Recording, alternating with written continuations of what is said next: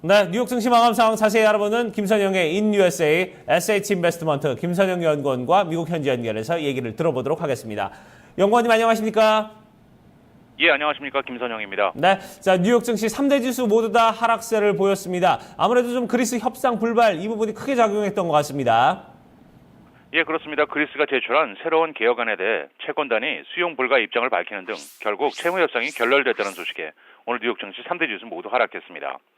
알렉시스 치프라스 그리스 총리는 국제 채권단 대표들을 만나기 위해 벨기에 브뤼셀로 떠나기 전 이미 채권단 중 일부가 그리스가 내놓은 새 협상안을 수용하지 않겠다고 밝힌 것으로 알려졌고, 외신들은 협상을 거부한 채권단이 IMF라고 추측했으며, 치프라스 총리는 그리스가 채권단이 원하는 재정 수지 목표 격차를 줄이기 위해 모든 노력을 했음에도 불구하고 채권단이 이를 받아들이지 않았다고 비난을 한 가운데 결국 유로그룹 회의에서 합의가 이루어지지 않았고 25일에 또다시 회의가 재개된다는 보도가 오늘 증시에 부정적으로 작용을 했습니다. 한편 증시에 관심을 모았던 상무부의 1사분기 GDP 성장률 최종치가 마이너스 0.2%로 확정돼 증시의 전망에 부합하면서 오늘 증시에는 큰 영향을 주지 못한 상황인데요. 이 같은 수치는 하지만 앞서 발표된 수정치 마이너스 0.7%보다는 개선된 것이었습니다. 오늘 업종별로는 주택건설, 비디오 게임 업종만이 소폭 상승했던 가운데 운송업종이 큰 폭으로 하락한 것을 비롯해 금융업, 제조, IT, 의료, 소매, 에너지, 항공 등 대부분이 하락했고, 마지막으로 10년 만기 국채금리는 어제보다 하락한 2.37%의 거래를 마쳤습니다. 네, 자 이렇게 저희가 일단 증시 상황들 좀 살펴봤는데요. 이슈와 좀 특징 종목들도 좀 살펴보도록 하겠습니다. 자, 미 연방부 법원이 시스코와 US푸드의 합병에 제동을 걸었다고요? 예, 그렇습니다. 미국 연방법원이 미국 최대 식자재 업체 시스코와 US푸드의 합병에 대해 예비 금지 명령을 내린 데 따라 미국 최대의 식품 도매 업체의 탄생도 무산될 위기에 처했다는 소식입니다.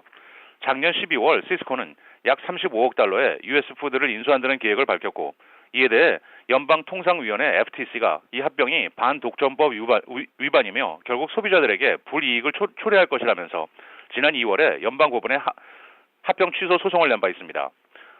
한편 이번 판결이 즉시 효력을 발휘하지는 않지만 최종 합병 여부는 FTC 산하 행정법원이 결정하게 되는데요. 합병이 무산될 경우 시스코는 US푸드에게 3억 달러를 지불해야 합니다. 오늘 특징 종목들입니다. 미국 2위의 자동차 업체 포드는 미국과 영국의 파트너들과 함께 새로운 개념의 카쉐어링 프로그램을 런칭한다고 밝혔는데요.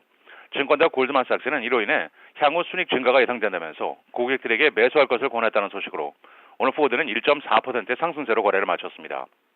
클라우드 관련 IT 업체 박스는 IBM과 파트너십 계약을 체결했다고 공시하면서 5.5%가 상승했고, 온라인 기반 비디오 스트리밍 업체 넷플릭스는 오는 7월 2일부터 7대1의 주식 액면 분할을 단행한다는 소식에 개장 초 급등하기도 했지만, 대주주인 억만장자 투자자 칼 아이컨이 보유 주식을 모두 처분했다는 소식으로 결국 0.5%가 하락했습니다. 또한 칼 아이컨은 금융시장이 현재 극도로 과열됐다는 의견을 피력하면서 오늘 증시에 또 다른 하락 압력으로 작용하기도 했습니다.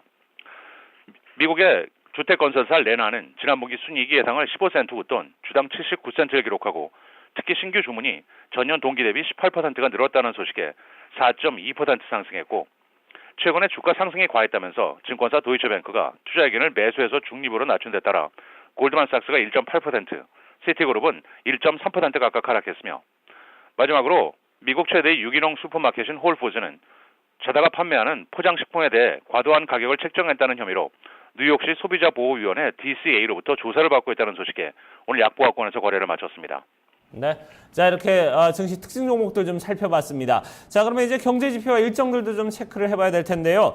지난주 모기지 신청 건수가 발표가 됐습니다. 1.6% 증가를 했네요. 예, 그렇습니다. 모기지은행협회 MBA에 따르면 지난주간 미국 내 모기지 신청 지수가 이전 주 대비 1.6%가 증가한 것으로 나타났습니다. 항목별로는 기존 대출의 재융자를 위한 리파이낸싱이 1.8%, 주택 구입용 신청은 1.2% 각각 증가했고, 지난주간 30년 고정 모기지 금리 평균은 이전 주에 4.22에서 4.19%로 15년 고정 금리는 3.43에서 3.38%로 각각 하락했습니다. 마지막으로 내일은 노동부의 주간 실업수당 청구 건수를 시작으로 상무부의 5월 개인 소비 지출, 그리고 에너지부의 주간 천연 가스 재고 등의 경제 지표와 엑센추어, 반세노블, 드레서랜드, 마이크론, 나이키 등이 지난 분기 실적을 내놓을 예정입니다. 네, 알겠습니다. 오늘도 좋은 말씀 고맙습니다.